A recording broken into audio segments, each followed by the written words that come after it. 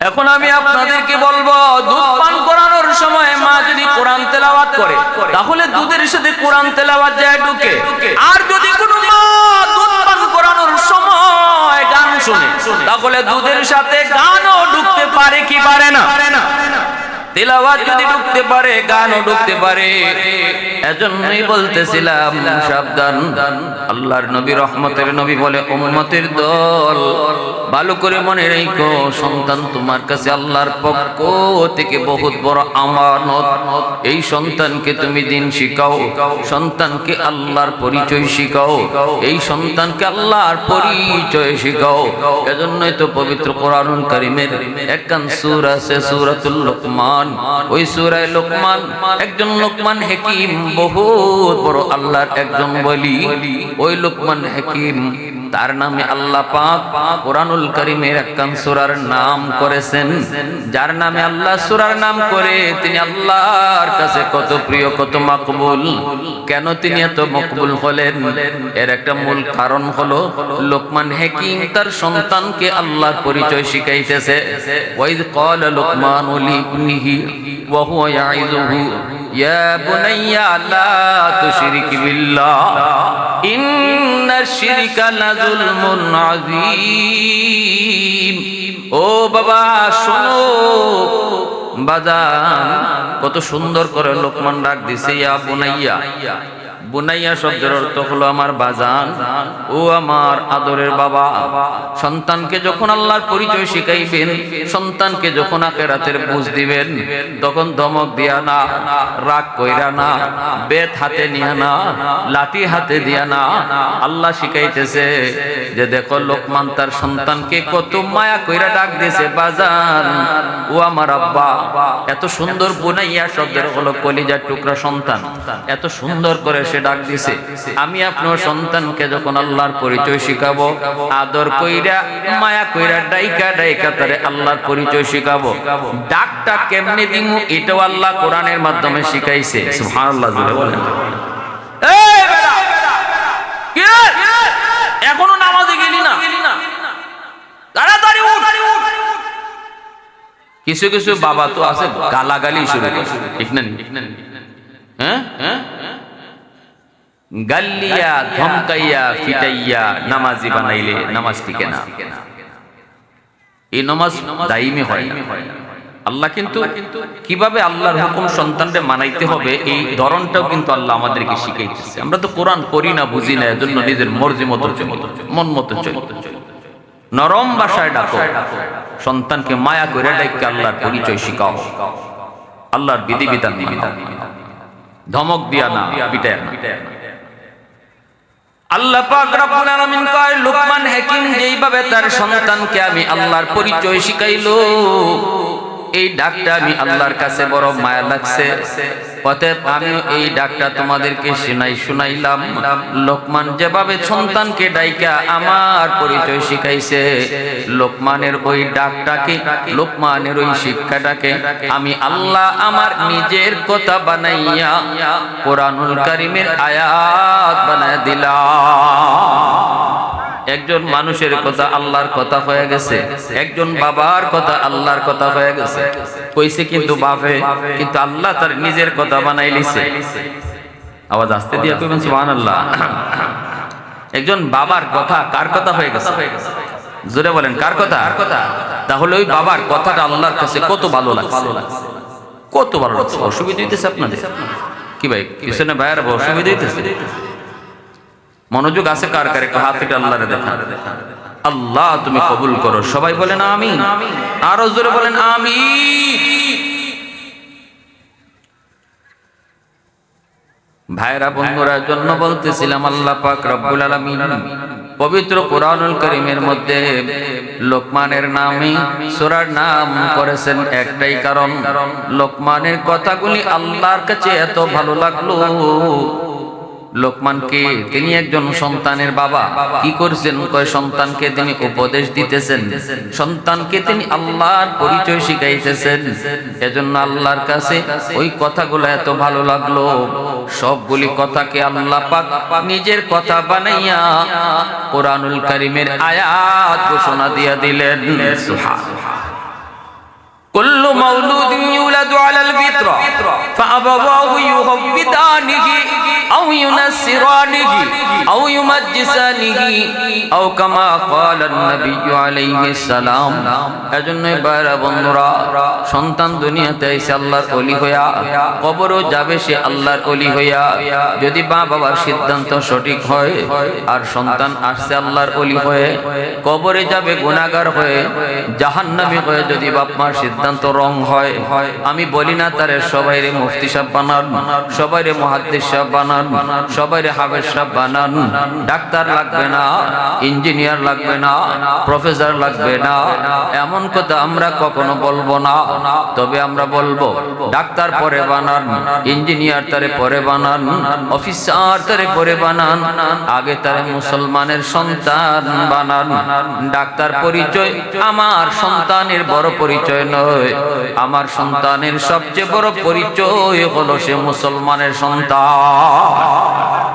5টা বছর ধরে মাদ্রাসায় পড়ান 5টা বছর ধরে নুরানি মাদ্রাসায় পড়ান যেখানে আল্লাহর পরিচয় কারণ শিশুকালটা হলো মানুষের জীবনের মূল ফাউন্ডেশন কাদা মাটির মধ্যে যা লিখতে চাইবেন লিখতে পারবেন যখনই মাটি শক্ত হয়ে যাবে লিখতে চাইলেও লেখা যায় না শিশুদের দিল দিমাগ হলো কাদা মাটির মতো শিশুদের দিলের ভিতরে আপনি আল্লাহর পরিচয় শিখাইবেন কোরআনের প্রেম ঢুকাইবেন নবীর প্রেম ঢুকাবেন এই দিলের ভিতরে যে শিক্ষাটা শিশুকালে দিবেন ঢাকা ইউনিভার্সিটিতে গেলেও এই লেখা কখনো মুছবে না কারণ এটা পাথরে খোদাই করে লিখে দেওয়া হয় ইউনিভার্সিটিতে যাওয়ার পরও সে বলবে আল্লাহ এক আলেম উলামার বিরুদ্ধে বলবে না নামাজের বিরুদ্ধে অবস্থান নিবে না কোরআনের বিরুদ্ধে কথা বলবে না বাপ মার সাথে বেয়াদবি করবে না মা বাবার সেবা করবে যদি তার শিশুকালে আল্লাহর পরিচয় শিখান 5টা বছর যদি তার নুরানি মাদ্রাসায় পড়ান আর যদি তার এই মাদ্রাসায় না পড়ায় শিশুকালেই তার আগডুম বাগডুম ঘোরাডুম সাজি ডাকুল বাজি এগুলা শিখাইলেন ব্যাঙ্গের ফল শিখলো সাইকেল দৌড়ানি শিখলো সারেগামা বাজানি শিখলো আল্লাহ চিনলো না আখিরাত বুঝলো না কবর জগৎ তারে শেখানো হলো না আল্লাহর পরিচয় তারে শেখানো হলো না এই সন্তান আসছিল ওলি হইয়া কবরে যাইব জাহান্নামী হইয়া হাসরের মাঠে ওই মারে বাবারে আল্লাহর কাঠ করে দাঁড়ায় কইব রব্বানা আতিহিম দিফাইনি মিনাল আযাব ওয়াল আনহুম লানান কাবীরা আল্লাহ আমার মারে ডাকো আল্লাহ আমার বাবারে ডাকো এই বাপ মার ভুল সিদ্ধান্তের কারণে আজকে আমি জাহান্নামী হয়েছি তখন আল্লাহ বলবো তোর মা তোর বাবার ঘাড়ে পা দিয়া তুই জাহান্নামে যা মা বাবা সহ আল্লাহ জাহান্নামে নিক্ষেপ করব এ যুবক দিনদার ছেলে যদি হয় আল্লাহওয়ালা ছেলে হয় নামাজি ছেলে হয় আলেম হয় হাফেজ হয় আজকে তালাশ করে দেখেন বাংলাদেশে যতগুলা বৃদ্ধাশ্রম আছে কোন বৃদ্ধাশ্রমে কোন হাফেজের মা আলেমের বাবাকে বৃদ্ধাশ্রমে পাওয়া যায় না ঠিক না নি বড় বড় অফিসারের বাপ মারে পাওয়া যায় কুমিল্লা শহরের বাস্তব ঘটনা রিকশাওয়ালা বাবা রিকশা বায়া বায়া সন্তানকে পড়ালেখা করাইছে স্কুলে পড়ালেখা করাইছে বাবা বুঝে নাই শিশু কালেই তার স্কুলে পড়ায় দিছে আল্লাহর পরিচয় আখিরাতের পরিচয় আমার নবী বাপ্পার সেবার ব্যাপারে কি বলছেন আমার আল্লাহ বাপ্পার সম্মান আর বাপ্পার হক নিয়ে কি কইছেন এগুলো আমার সন্তান জানলো না বুঝলো না মার মনে কত আশা ছিল বাবার মনে কত আশা ছিল আমার সন্তান একদিন বড় হবে মস্ত বড় অফিসার আমাদের অভাব দূর হবে অভাব বাস্তব একটা ঘটনা শুনাইতেছি কুমিল্লা শহরের এই রিকশাওয়ালা চাচা সন্তানকে লেখাপড়া করাইলো কষ্ট করে করে সন্তানকে লেখাপড়া করাইলো বাইরে এই ছেলে যখন ঢাকা ইউনিভার্সিটিতে যায় ঢুকলো, মেধা তার ভালো, পড়ালেখা করতেছে, ফাঁকে দিয়ে টিউশনিও করে। এখন আর খরচ তার লাগে না, বরং আরো খরচ দিতে পারে। এই অবস্থায় বড় লোকের একটা মেয়ের সাথে তার পরিচয় হয়, এক পর্যায়ে বিয়ে করে ফেলে। ওই শ্বশুর তারে ধানমন্ড গুলশানে একটা বাসা দেয়। সে এক অফিসের মস্ত বড় অফিসার হয়, হেড অফিসার হয়। তার অফিসের পক্ষ থেকে তারে গাড়ি দেওয়া হয়, নিজস্ব গাড়ি, নিজস্ব বাড়ি। এই অবস্থায় যুবক বড় লোকের সাথে চলাফেরা করার কারণে অর্থ আর টাকা পয়সার মুহে পইরা ওই গ্রামের রিক্সাওয়ালা বাবা আর মাকে ভুলে গেল। বাবার কোদার তার ইয়াদ নাই, মার কোদার তার ইয়াদ নাই। বছরে একবারও মারে দেখতে আসে না, বাবারে দেখতে আসে না। এই অবস্থায় ঢাকা শহরের রং তামাশার ভিতরেই তার সময় যায়, দিন যায়, রাত যায়। এইদিকে দুঃখিনী মা মানুষের কাছ থেকে খবর নেই, আমার সন্তানরে তোমরা ঢাকায় কোথাও দেখছো নি? মানুষেরা কয়, মা আমরা দেখেছি তোমার সন্তান মস্ত বড় অফিসার, নিজস্ব গাড়ি দিয়া অফিসে যায়, গুলশানে তার বাসা। মানুষের মুখ থেকে মা কথাগুলি শুনে আর কান্দে আর কয়, বাজান রে কেমনে তুই মারে ভুলে গেলি? 10 মাস 10 দিন মা তোরে পেটে রাখলাম, কেমনে তুই মারে, কেমনে তুই মারে ভুলে গেলি? ঈদের দিন চাঁদ রাত শহর থেকে সন্তান বাড়িতে পাগলের মতো যায়, কিন্তু ওই যুবক ঈদের দিনেও মারে দেখতে যায় না। দুঃখিনী মা সারাদিন রাস্তার পানে তাকায়া তাকায় শুধু কান্দে, তাকায়া তাকায় শুধু কান্দে। বাদান রে মানুষের বাড়িতে কাম কইরা কইরা তোমার পড়ালেখার খরচ দিছি, আজকে তুমি অফিসার হইয়া মাকে তুমি ভুলে গেছো। চোখের পানি ধরায় ধরায় কান্দে। একদিন স্বামীরে ডাক দিয়া কয়, স্বামী গো একটু যাও না, নিজে যাই একটু দেখে আসো, মানুষের মুখ থেকে আর কত শুনবো, একটু নিজে যাই দেখে আসো আমাদের সন্তানের চেহারাটা কেমন। বাবা যাইতে চায় না, কিন্তু মার পিড়াপিড়িতে রাজি হয়েছে। মা কান্দে আর কয়, স্বামী গো সন্তান মাকে ভুলতে পারে, কিন্তু মা কোনদিন সন্তান বলতে পারে না। আমি কেমনে বলবো গো স্বামী, একটু যাও। পিড়াপিড়ি করার পর বাবা আসতেছে, সন্তানকে এক নজর দেখবে। গেইটের পাশে আসা মাত্রই দারোয়ান আটকে দিল। কাকে চান? কয় অমুকরে চাই। দারোয়ান কয়, ইনি তো আমাদের অফিসের হেড বস, আপনি এখানে একটু দাঁড়ান, আমি স্যারের পারমিশন নিয়ে আসি। এই বইলা দারোয়ান স্যারের কাছে যায়, বলতেছে, স্যার একজন গ্রামের মানুষ মনে হয় খুব অভাবে বইরা আপনার কাছে আসছে, দেখা করতে চায়, কিন্তু আমি আপনার পারমিশন নিতে আইছি, বলেন তাকে পারমিশন দিমু কি দিমু না? সাথে সাথে ছেলে সিসি ক্যামেরা অন করে তাকায় দেখে গেটের পাশে দাঁড়ানো মানুষটা কোনো ভিক্ষুক নয়, এই মানুষটা হলো তার রিক্সাওয়ালা বাবা। যেই বাবা রিক্সায় করে করে স্কুলে যাইতো আর স্কুল থেকে বাড়ি আইতো, কিন্তু বাবারে দেখার পরও তার দিল নরম হয় নাই। যে মানুষটা বেশি বেশি করে গুনাহ করে, গুনাহ করার কারণে তার দিল শক্ত হয়ে যায়, সহজে তার দিল নরম হয় না। দারোয়ান রে ডাক দিয়ে আইনা কয়, নে 500 টাকা লয়ে যা, যে বলবি আমি খুব ঝামেলায় আছি, খুব বিজি আছি, এখন দেখা করার টাইম নেই। এটা যে বাপ এই কথা দারোয়ান রে ছেলে কয় না, কয় নে 500 টাকা দিয়ে দিবি, আর বলবি অন্যদিন বাড়ায় দিনে। দারোয়ান আইসা কয়, চাচা আমার স্যার বড় ব্যস্ত মানুষ, এখন দেখা করার টাইম নাই, সুযোগ নাই। এই যে স্যারে আপনারে 500 টাকা দিছি আর বলছে এই টাকাটা নিয়ে আপনি চলে যান, অন্য কোনো দিন আসলে পরে আরো বাড়ায় দিবে। তখনই বাবা চোখের পানি ফেলে কান্দে আর কই, বাজান রে আমি ভিক্ষুক না রে বাজান, ভিক্ষা নিতে আমি আসি নাই, আমি আল্লাহ সওয়াল করতে আসি নাই, আমি এসেছি এক নজর আমার সন্তানের চেহারাটা দেখার জন্য। আমি শুধু চেহারাটা এক নজর দেখবো, এরপরে আমি চলে যাব। সাথে সাথে দারোয়ান চিৎকার দিয়ে মাটিতে পড়ে গেছে। দারোয়ান কই, চাচা আপনি বুঝি আমার স্যারের বাবা? কই, হ বাজান, মনে হয় আমার ছেলে জানে না, মনে হয় আমার ছেলে বুঝে নাই, আমার চিনে নাই, দেখলে তো চিনতো, দেখে নাই তো চিনবো কেমনে? তুমি গিয়ে কেমনে জানি কইছো, মনে করছে আমি ভিক্ষুক। একটু যায় কও আমি ভিক্ষুক না, আমি ভিক্ষা নিতে আসি নাই। তখনই দারোয়ান আরো কান্দে, চিল্লায় কান্দে। দারোয়ানে কই, চাচা গো, আমার সারে আপনার সিসি ক্যামেরা দেখছে, ও চিনছো, এরপরও আপনাকে দেখা করতে চায় না, এই 500 টাকা দিয়ে আপনারে বিদায় করতেছে। চাচা ধৈর্য ধরে, সন্তান আর আপনার নাই, সন্তান আর আপনার নাই। এই কথাটা বলা মাত্রই বাবা মাটিতে পইরা মাথায় হাত দিয়ে আল্লাহর কাছে কই, মালিক আমি বদদুয়া দেই নাই, কারণ আমার একমাত্র সন্তান, বদদুয়া দিলে কবুল হয়ে যাবে।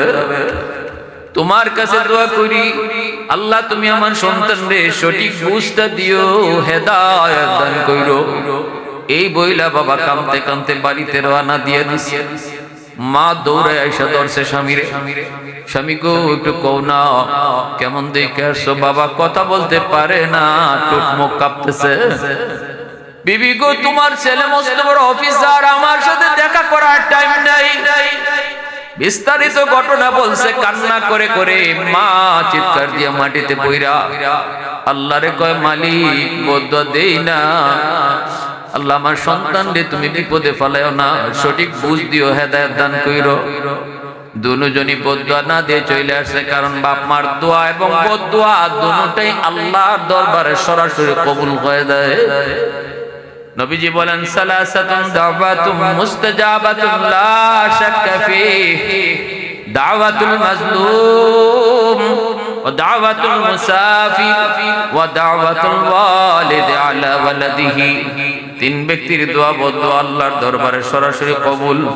মজলুম, দুর্বল অসহায় মানুষ সমাজে, যার কোনো শক্তি নাই, পাওয়ার নাই, টাকা নাই, এমন অসহায় মানুষের উপরে যদি কোনো সবল মানুষ জুলুম করে, এই দুর্বল মানুষটার আহ শব্দ কইতে দেরি আল্লাহর আদালতে গ্রান্টেড হইতে দেরি হয় না। পাওয়ার দেখাইয়া, জোর দেখাইয়া, ক্ষমতা দেখাইয়া ধমক দিছো, গালি দিছো, জমি নিয়ে গেছো, নিতাই পারো, অসুবিধা নাই, ক্ষমতা আছে, আপনি নিতে পারেন। কিন্তু ওই দুর্বল মানুষটা যে কয় আহ, আল্লাহর রাসূল বলেন, খোদার কসম রাসূল বলে, এই আহ শব্দটা আল্লাহর আরশে গিয়ে ধাক্কা লাগে, মাঝখানে কোনো বাধা থাকে না। এজন্য সাবধান, দুর্বলের উপরে কোনো জুলুম করবেন, পাওয়ার দেখায় চলবেন না সমাজে। যে মানুষ দুর্বলের উপরে ক্ষমতা দেখায়, তার এগেনিস্টে আল্লাহ দাঁড়ায়, তার এগেনিস্টে কে দাঁড়ায়? আল্লাহর সাথে শক্তি দেখাইয়া পারবে কেউ? জোরে বলেন। 2 নম্বর রাসূল বলেন, মুসাফিরের দোয়া বদদুয়া। কোন মুসাফির যদি তোমার এলাকায় আসে, মুসাফিরকে কষ্ট দিও না, মুসাফিরের বদদুয়া নিও না, দোয়া নেও। দোয়া নিলে এই দোয়াটা আল্লাহর দরবারে কবুল। 3 নম্বর হলো মা বাবার দোয়া বদদুয়া। বাপ মায়ের দোয়া করলো, দোয়া কবুল, বদদুয়া দিলো, বদদুয়া কবুল। এইদিকে রমজান মাস, জুম্মার দিন, গুলশান আজাদ মসজিদে যুবক নামাজ পড়ার জন্য ঢুকলো। ওই দিন জুম্মার নামাজ পড়াইতেছেন যাত্রাবাড়ির হযরত মাহমুদুল হাসান দামাত বারকাতুহুম, আল্লাহর ওলি। জুম্মার নামাজ তিনি পড়াইতেছেন, খুতবা দিতেছেন, বয়ান করতেছেন। যুবক যখন মসজিদের ভিতরে ঢুকলো, রমজান মাস জুম্মা, ঢুকেই দেখে মিম্বরে বৈশা আল্লাহর ওলি বয়ান করেন। আর ওই দিনের তার বয়ানের আলোচ্য বিষয় ছিল মা বাবার কদর। আল্লাহর ওলির প্রতিটা কথা যুবকের দিলের মধ্যে এমন ভাবে যায় লাগতেছে, তীরের মতো যায় তার দিলের ভিতরে লাগে, কলিজার মধ্যে যায় লাগে। বয়ান শুনে আর যুবক চোখের পানি জড়ায় জড়ায় কান্দে আর কয়, মালিক আমি অত বড় অপরাধী, আল্লাহ আমার মা আমার বাবা, আল্লাহ আমার মা আমার বাবা কত কষ্ট না করছে, আর আমি বুঝি কি করলাম। আল্লাহ আমার একটু সুযোগ তুমি দিবানি। আজ আমি সরাসরি যা আমার কাছে বাবার কাছে মাপ চায়া বাপ মারে খুশি করব, কারণ বাপ মা খুশি থাকলে আল্লাহ খুশি, বাপ মা নারাজ থাকলে আল্লাহ নারাজ। আসরের মাঠে তার জীবনের কোন নেক আমল আল্লাহর কাছে কবুল হবে না, ওই সন্তানের কোন নেক আমল কবুল হবে না যেই সন্তান মারে বাবারে কষ্ট দিছে। কথাগুলি যুবক শুনে চোখ থেকে দর দর করে পানি পড়ে, সেজদায় যায় যুবক কান্দে। নামাজ শেষ হলে পরে যুবক দৌড়ায় চলে গেল বাজারে, বাসায় আর গেল না। বাজারে যায়, মার্কেটে যায়, মার জন্য শাড়ি কিনলো, বাবার জন্য লুঙ্গি কিনলো। চোখ থেকে দর দর করে এখনো পানি ঝরতেছে। যুবকের কান্না বন্ধ হয় না, কান্না বন্ধ হয় না। আর শুধু আল্লাহ আমাকে একটু সুযোগ দিবানি, আমি আমার আম্মা আব্বার কাছে যাই একটু মাপ চাইমু। এর আগে তুমি আমার আম্মা আব্বারে মায়ের মরম দিও না, মাপ চাওয়ার আগে আমারও তুমি নিও না গো আল্লাহ। এই বইলে যুবক বিভিন্ন রকমের ইফতারি লইয়া মার জন্য বাবার জন্য কাপড় চোপড় কিনা রওনা দিয়া দিল কুমিল্লা শহরের দিকে। তখনকার সময় কুমিল্লা যাইতে 2টা ফেরি পার হওয়া লাগতো। ওই 2টা ফেরি পার হইয়া সময় হয়ে গেল অনেক বেশি। কুমিল্লা শহরে যায় যখন ঢুকলো তখন দেখে মানুষজন তারাবির নামাজ পড়ে শেষ, সবাই ঘুমের প্রস্তুতি নিতেছে। কিছুক্ষণ পরে আবার সেহরির টাইম হয়ে যাবে। এই মুহূর্তে শহরে ঢুইকা দেখে কোনো গাড়ি নেই, কোনো রিক্সা নাই। কেমন করে যুবক বাড়িতে যাবে, গ্রামে যাবে, কোনো উপায় তো সে দেখে না। কান্না করে আর চতুর্দিকে ঘুরে। মানুষেরা কই যুবক কে জন্য কান্দো, কেউ কি মারা গেল নাকি? যুবক কয় আমি অমুক গ্রামে যাইমু, আমার গ্রাম কেমনে যাইমু কও। মানুষেরা কয় বাবারে এত রাত্রে কোনো রিক্সা তো তুমি পাইবা না, আবার রমজান মাস কিছুক্ষণ পরে সেহরির টাইম, এখন কেউ তোমাকে নিয়ে যাবে না। তবে মনে হয় একজন বৃদ্ধ মানুষ তোমারে নিয়ে যাইতে পারে, কারণ আমরা তার রাতের অন্ধকারেও রিক্সা টানতে দেখেছি, কারণ তার টাকার বড় প্রয়োজন। গ্রামের বাড়িতে তার বিবি বিছানায় পড়া, ডেলি তার ঔষধ লাগে। আমি যতদূর জানি ওই বুড়া মানুষটা ছাড়া কাউরে তুমি পাবা না। একটু সামনের দিকে যায় আগাও, একটা বড় দোকানের বারান্দায় সে রিক্সাটারে দাঁড় করাইয়া বারান্দায় বসে বসে রাত কাটায় দেয়। যুবক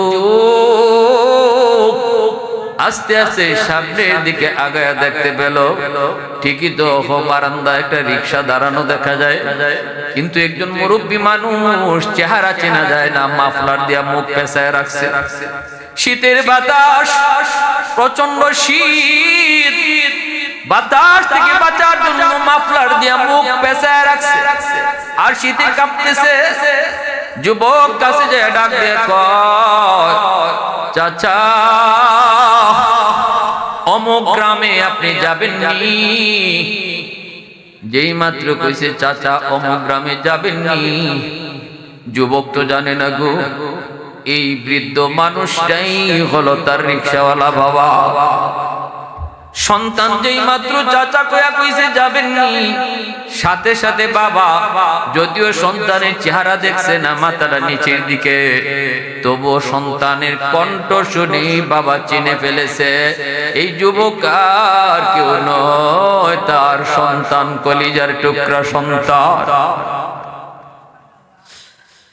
বাবা মাথাটা আর তুলে নাই, কারণ সন্তানের কণ্ঠ কখনো বাপ মা ভুলে না, কণ্ঠ কখনো এক হয় না। যতই কণ্ঠ দেখা যায় একরকম, পৃথিবীর কোন মানুষের কণ্ঠ একরকম হয় না, ঠিক না? নিজরে পৃথিবীর কোন মানুষের কণ্ঠ কোন রকম এক হয় না। বাইরা বন্ধুরা, এজন্য বলতেছিলাম, দেখেন একটা ঘটনা বলি। ছোট ছোট বাচ্চা, দুধের বাচ্চা যদি এক জায়গায় ওয়া ওয়া করে, ওয়া ওয়া আওয়াজটা যদি একরকম হয়, তবু কোন সন্তানটা মার, মা সন্তানের ওয়া ওয়া আওয়াজটা শুনে সন্তান চিনে ফেলে, ঠিক না? আমি একবার আমাদের এলাকার একটা ব্রিজে মাগরিবের পরে অন্ধকারে একটু বাতাস খাইতে গেছি। তো বিভিন্ন জেলার বিভিন্ন মানুষজন এখানে আসে, ঘুরতে আসে, জায়গাটা সুন্দর। চটপটি খাইতেছে কিছু মানুষ, তো ওইখানে একটা ফুল ফ্যামিলি। তো অন্ধকারে আমি যে বলতেছি চটপটিওয়ালারে, ভাই আর কোনো চেয়ার আছে একটু, আমরা একটু বসবো, চটপটি খাবো। এতটুকু শুধু বলছি, ভাই আর কোনো চেয়ার আছে? অন্ধকার কিন্তু আমারে পুরোপুরি দেখা যায় না। সে আমারে দিছে জায়গা, দেওয়ার পরে এই যে ফ্যামিলিটা এখানে তারা চটপটি খাইতেছে, ওরা বহু দূর থেকে আসছে এখানে। আমার কণ্ঠ শুনে এদের ভিতর থেকে একজন দৌড় দিয়ে আমার কাছে আসছে, আইসা চেহারা না দেখে কইতেছে, হুজুর আপনি নাসিরউদ্দিন আনসারী না? আমি তো আশ্চর্য। আমি বললাম কেমনে বুঝলেন? হুজুর আপনি যে শুধু বলছেন যে ভাই আর কোন চেয়ার আছে, এই শব্দটাতে আমি চিনে ফেলছি আপনি নাসিরউদ্দিন আনসারী। মানুষের কণ্ঠ কখনো এক হবে? আল্লাহ কত বড় কারিগর, পৃথিবীর শুরু থেকে নিয়ে শেষ পর্যন্ত কত বড় কারিগর আমার আপনার মালিক। দুই একটা স্যাম্পল একত্রিত করে দেখেন, 100টা 50টা করার পরে আপনার মাথায় আর কোনো স্যাম্পলই আসবে না, ঠিক না? নিজের এরকম আপনি আর কিছু পাবেন না খুঁজে যে আর একটা নতুন কি আনতে পারেন।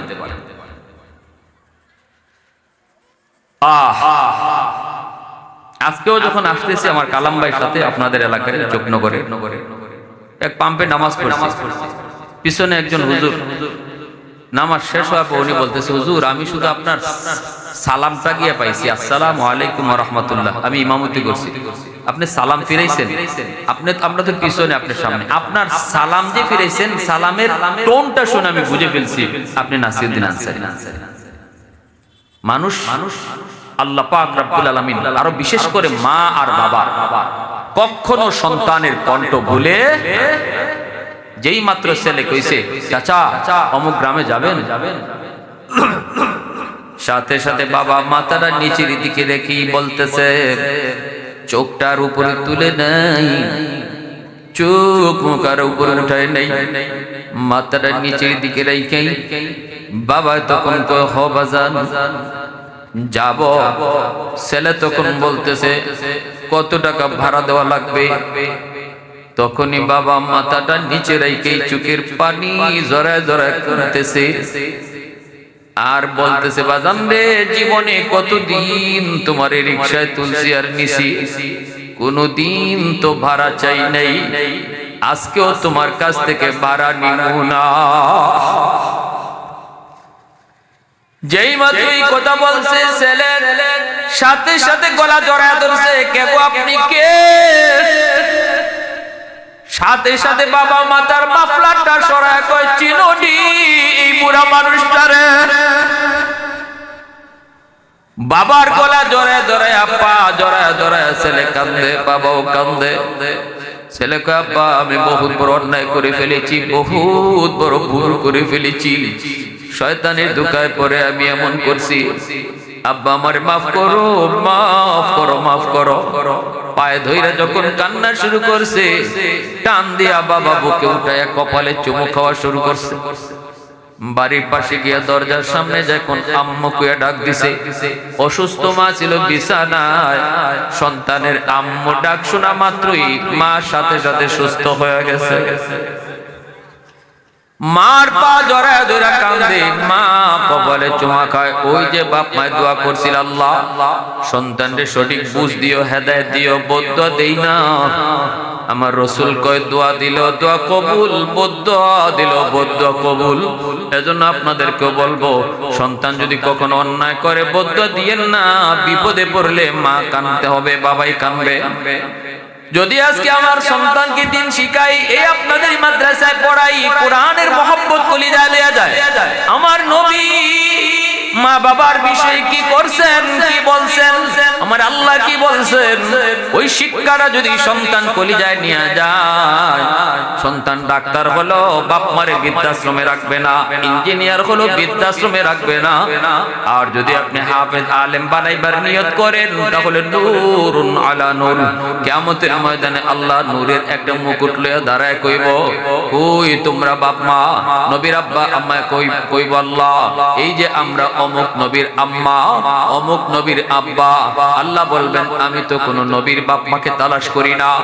ওই অবস্থায় একজন হাফেজের মা হাফেজের বাবা আয়েশা কইব আল্লাহ এই যে আমি অমুক হাফেজ সাহেবের আম্মা অমুক আলেমের আব্বা। আল্লাহ হাসরবাসীর সামনে বলবেন আমি তো তোমাদের কুদরতি নিজের হাতে মুকুট আমরা পরব।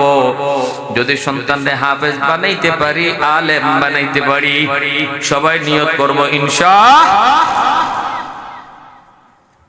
পরিশেষে আল্লাহ মাদ্রাসাকে কবুল করেন, সকল ছাত্রকে কবুল করেন, উস্তাদদেরকে কবুল করেন। যে ছাত্র আজকে পাগড়ি নিল আল্লাহ পাক তাদেরকে জগৎ বিখ্যাত আলেম হিসেবে কবুল করেন। সবাই বলেন আমিন। রুমাল তো আগে চলছে একটা।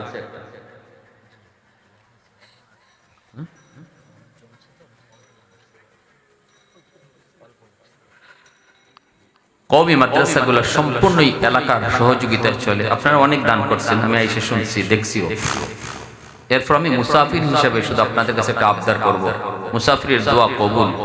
আমি একটু মুনাজাত করব আপনাদেরকে নিয়ে। যারা একটু খাস করে দান করবেন তাদের দিলের নেক নিয়ত যেন আল্লাহ কবুল করে, এই উদ্দেশ্যে আল্লাহর কাছে একটু মুনাজাত করব। একজন ভাই সবার আগে বলেন রব্বিরহামহুমা কামা রব্বায়ানি সগীরা ইয়া আরহামার রাহিমিন ইয়া আকরামাল আকরামিন ইয়া রাহিমাল মাসাকিন আসআলুকা মাসআলাতাল মিসকিন। আল্লাহ তোমার দরবারে মিসকিনের বেশে হাত বাড়াইছি, দয়া করে আমাদেরকে খালি হাতে তুমি ফিরাইয়া দিও না। জীবনের সমস্ত গুনার বোঝা নিয়ে তওবা করলাম, আল্লাহ আমাদের সব গুনাহ খাতা তুমি মাফ করো। বাকি জীবন তোমার হুকুম নবীর তরিকা মতো চলার তৌফিক দান করো। যারা হাত বাড়াইছি গো মালিক, জানি না আমাদের মধ্যে কার জানি মা দুনিয়ায় নাই, কার জানি বাবা দুনিয়ায় নাই। আম্মা আব্বার কবরকে জান্নাতের বাগান তুমি বানায় দাও। ডাইনে বামে সামনে পিছনে যত মুর্দে গান, ভাই বোন দাদা দাদি ফুফা ফুফি খালা খালু, প্রত্যেকের কবরকে জান্নাতের টুকরা তুমি বানাও। ও মালিক আমাদের আম্মা আব্বা যাদের জীবিত নেক হায়াত দাও, বিবি বাচ্চা ভাই ব্রাদারের নেক হায়াত দাও। সন্তানগুলিকে নামাজি দিনদার বানায় দাও। আয় আল্লাহ এই এলাকার মধ্যে তুমি রহমত আর বরকত নাজিল করো। সব ধরনের আযাব গজব থেকে তুমি হেফাজত করো। মানুষে মানুষে মিল মোহব্বত বাড়ায় দাও। হিংসা বিদ্বেষ তুমি দূর করে দাও। মাদ্রাসা খানাকে কবুল করে নাও। ঘরে ঘরে হাফেজ আলেম তুমি কবুল করো। প্রতিটা মারে প্রতিটা বাবাকে হাফেজের মা বানাও, বাবা বানাও। আয় আল্লাহ এই ছাত্ররাই মাদ্রাসায় পড়ে, মা বাবা কত আশা কইরা সন্তানকে এই মাদ্রাসায় রাখছে। তাদের সন্তানের সিনার মধ্যে তোমার কালামকে আমানত রেখে দিও। মা বাবার মনের আশা পূরণ কইরো গো আল্লাহ। আয় আল্লাহ অসুস্থ যারা সুস্থ করো, পেরেশানিতে যারা দূর করো। আয় আল্লাহ জানি না কে কোন সমস্যা লয়ে হাত বাড়াইছে, প্রত্যেকের সমস্যা তুমি সমাধান করো। দেশ বিদেশ থেকে যারা সাহায্য সহযোগিতা করছেন, প্রত্যেকের সহযোগিতাকে নাজাতের উসিলা বানাও। প্রবাসী ভাইদেরকে নিরাপদে রাখো, রুজি রোজগারে বরকত দিও, আপনজনের কাছে নিরাপদে ফিরিয়ে দিও মাওলা। আল্লাহ মাদ্রাসার যত হাজত তোমার গাইবী খাজানা থেকে পুরা করো। আল্লাহ এলাকার মানুষকে মাদ্রাসার মুওয়াফিক বানাও।